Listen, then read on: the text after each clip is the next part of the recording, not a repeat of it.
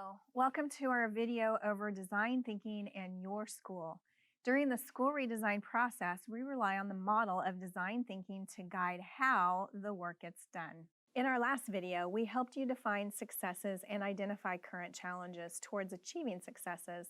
We also asked you to analyze how you know that you have successes and challenges by making connections to your data.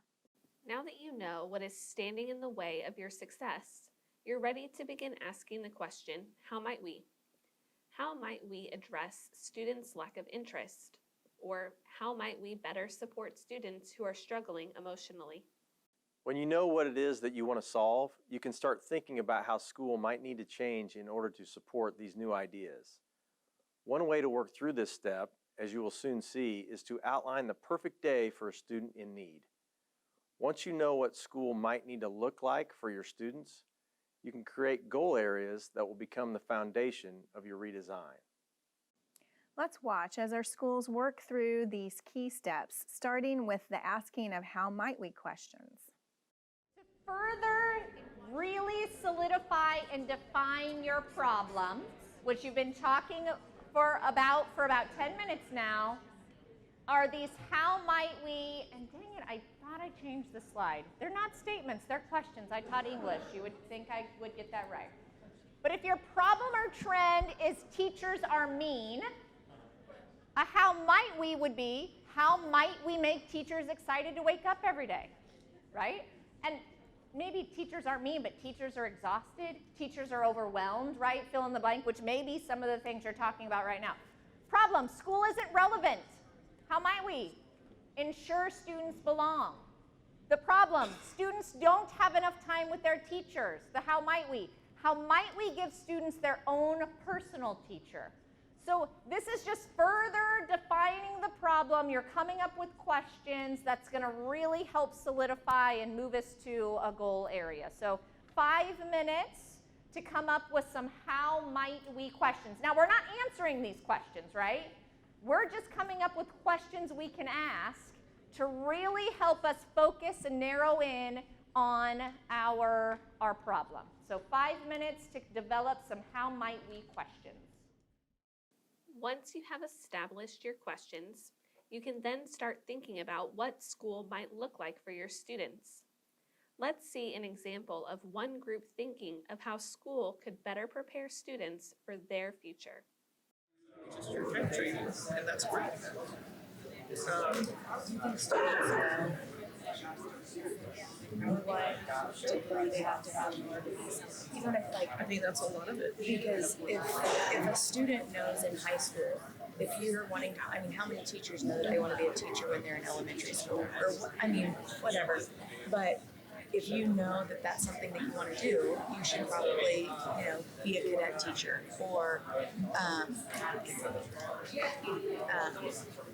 do the cadet teacher, or know that you are going to have a 4-year degree and maybe know what specific types of classes to be looking into, or like a nurse. Well, what type of nurse are you wanting to be? Are you okay with being a CNA, or are you wanting to be an RN? Did you even know that there are such things? Yes, because I feel like that, if our students knew what they required prior to, that might motivate them a little bit more to either stay there. And I mean, You should always come back to your students and the persona canvas that you created. As we mentioned in the introduction, another way you can determine what your students need is to map out their perfect day. Here's how one group went from a persona canvas to creating a perfect day or week for their student Maura. This week they created highlights Maura's desire to be college ready while also taking into account her anxiety and need for adult guidance and mentoring. Once you know what school needs to become for your students, you're ready to create the goal areas that will become the foundation of your school redesign. Let's watch our schools work on establishing goal areas. I want your table to identify and then share with the group based on all of the conversations you've just had. You have some how might we questions. You have some challenge areas. You've identified potentially a root cause, right? All of this needs to boil into a goal area, not a goal, but a goal area. For example, a goal area might be time with students, right? A goal area might be engagement. Okay? So based on the conversations you've been having, you are going to name and label at your table what is your group's goal area that you are going to start exploring, and that's fake, right? But you'll share it with the group. Okay? So you're just naming the area. Name that goal area. So okay. I want each group to share because it's going to be interesting. How different are these results going to be? And I have no idea. Okay, who's our spokesperson? Carrie is. Just your goal area. Yep. Our goal area was flexible environment.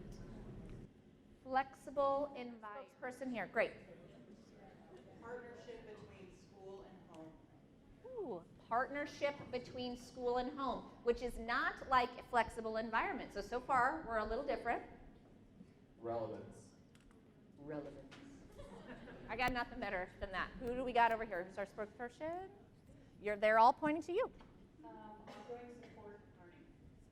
Ongoing support and learning for teachers and students. Excellent. Who do we got over here? Who's our spokesperson? Yep, nose goes. Parent involvement. Parent involvement, similar. Okay. Who's our spokesperson? Thank you. Personalized learning. Personalized learning. Excellent. Who do we got over here? Thank you. Oh, no, Jordan said. Jordan volunteered. Meaningful relationships. Meaningful relationships. Love it. Who do we got? Career exploration. You made eye contact, Rita. Student empowerment. Ooh. Student empowerment. And last but not least? Personalization of time and learning. Okay. Personalization of time and learning. So a couple of similarities, but look, you probably all came into this thinking, yeah, we're all on the same page. We know what challenge, but I think we identified at least 7 different areas. In these last clips, you were able to see how schools use the needs of their students to create goal areas. Once you have selected your goal areas, you are ready to start organizing them in your redesign workbook.